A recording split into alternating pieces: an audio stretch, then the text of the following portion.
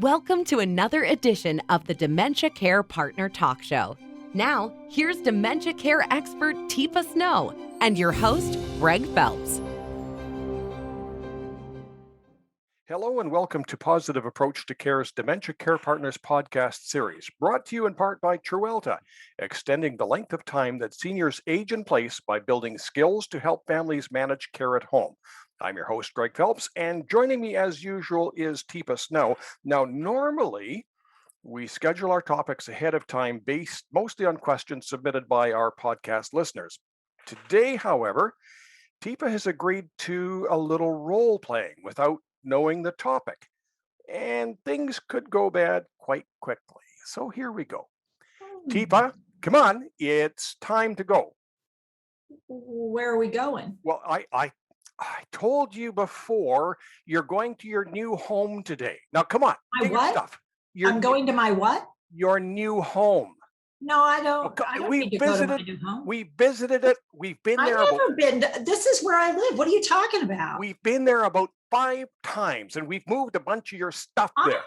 I've never been somewhere else to live. This is ridiculous. Teepa, you cannot stay here. I can too. You'll take me out of here feet first. You can't stay here because you left the stove on. You've done all sorts of goop. You're going to burn the place down. Never done something like that. Why are you making this up? You just want my money and the house. Get in the car. I am not getting in the car. I'm not going with you. Thanks, Teepa. Now, the reason why I sprung that one on Teepa by surprise is because I think that's what it feels like to many persons living with dementia, even though it may have been talked about before and before and before. So have you heard this story a few times, Teepa? Oh, just a few. Yeah, just probably a few thousand, because it's the kind of thing where we think that we're doing something that is immediately necessary, and we have worked on it. We built up to it. We thought we got buy-in. We knew doggone well we didn't quite get buy-in, but we knew that it wasn't safe for the person to stay where they were anymore. But what we struggle with is how to help someone who thinks they are still safe where they are to choose something different. Because there is that sense of, who are you and what do you think you're doing? I'm a mature adult. I selected this location. I don't need you telling me what to do.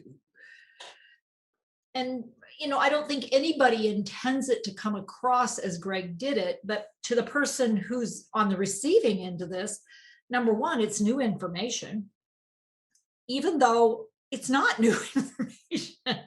And the hard part for people in Greg's position, or us around the person, to realize this, for the person living with, if they have the type of dementia that results in problems holding on to immediate recall, detailed information, information that doesn't match previous history, then it's just not available.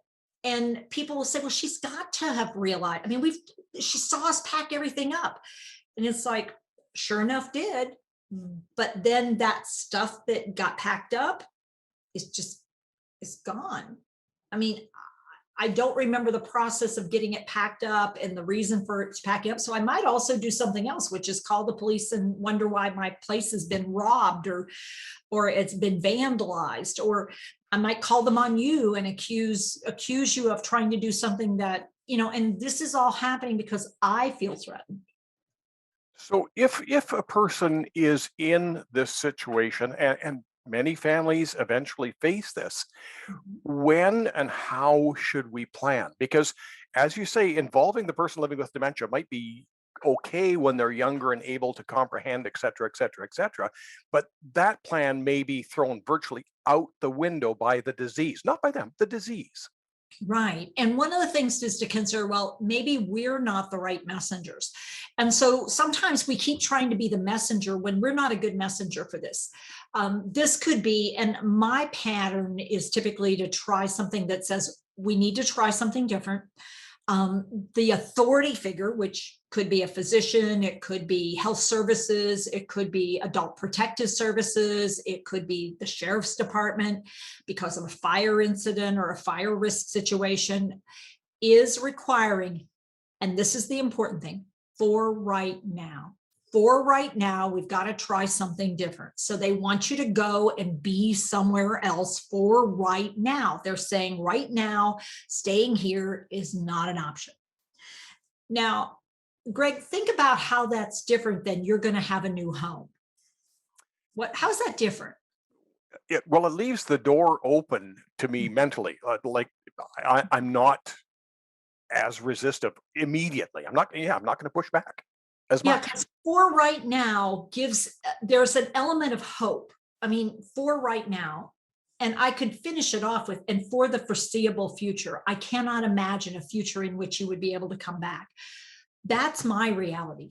That is not a reality that I need to force someone to accept right now, because my goal right now is to get their feet out of the doorway and into a space that for both of us is a safer, more reasonable space. But if I start shoving somebody who's in the doorway, what do they have to hold on to? Yeah, literally anything. Really anything. And so what it becomes is I keep shoving and they keep finding new things to hold on to, and it becomes this knockdown, drag out. And the problem with that, I mean, the ultimate problem with that is when I get them in the new place, the only place I could possibly even consider is one that's secured. Because if they feel cheated out of their location, then they will attempt to get out of the location they're placed in. So this idea of having some sort of authority figure, and we've got to figure out what actually seems to make sense, that for right now, the rules are, I mean, I wish I could change it. I wish there was some other option I had, but they said, given what's happened right now to the house, in the house, there's these burn marks all over the walls. I mean, the stove isn't working right. Now, the reason the stove isn't working right is fill in the blank, Greg. Well, because it's been burned up, or they're not able to turn it on, or they don't turn it off. I mean, the stove isn't working right. Yeah. I mean, that is, and this is where people say, well, those are lies. And it's not, that's true. The stove is not working right for somebody safely living in that house. What's happening is I'm turning it on and walking away, and my brain is not able to hold on to, I need to go back and turn it off. So for right now, we've got to do something different. Now, would you rather do this or that? Because we got to pick something. So the other piece that I didn't say earlier is giving either or options. And it has to be a simple this or that. Not would you rather live with me or live with Harriet? I don't want to live with either of you. I know you don't. So would you rather live with family, or would you rather live with an apartment in a building where you have your own room and I am not in that room? With me or without me? And if they're ticked at me, probably without me. Well, then what we can do is look for somebody else to be present, but not with you. Well, speaking of being ticked at you, if I drag you out of your house kicking and screaming, and then I come to visit you the next time, you're probably going to welcome me with open arms, aren't you? Gee, thanks, Greg. I love this place. I cannot believe you put me in this blank hole and walked away. You who have stolen everything of mine. I never thought I'd have a child. I never thought I'd be married to a man.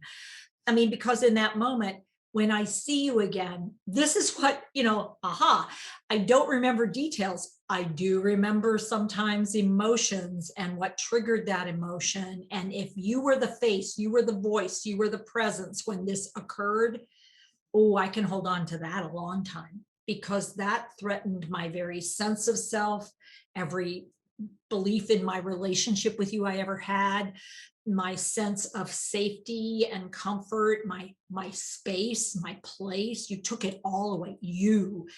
And so what happens is you can probably anticipate a burst of anger and frustration and even rage. I would go even up to the possibility of rage. Or you imprisoned me, or I don't understand why you abandoned me. Why did you? And you might have seen me really tearful and heartbroken that you would do this to me, depending on who I am. So, So Teepa, because so many families are facing this, mm, can somebody get help? I mean, we're doing a podcast on this. We're dedicating mm, about a whole 10 minutes. But for somebody else, this is a life it's a life altering experience for both parties involved. So, sure enough is is. there somebody's shoulder I can A, cry on, and then B, ask for assistance? Yeah, I would strongly encourage, if you really suspect this is going to be a pattern and you have tried and it hasn't worked, don't keep trying it. And look at maybe connecting up with a geriatric care manager, possibly looking at even just a free consult from us to sort of get you on maybe a different pathway, or to get you to try some things out before you try them with somebody that you're nervous around or you suspect might not accept it, and work through some of the variables to see whether maybe looking at, there might be a social worker available where you are being asked to do something like for hospital discharge planning, for instance. They might have a patient advocate that could actually step forward and help you. But you definitely don't want to try to do this neither alone nor without skill.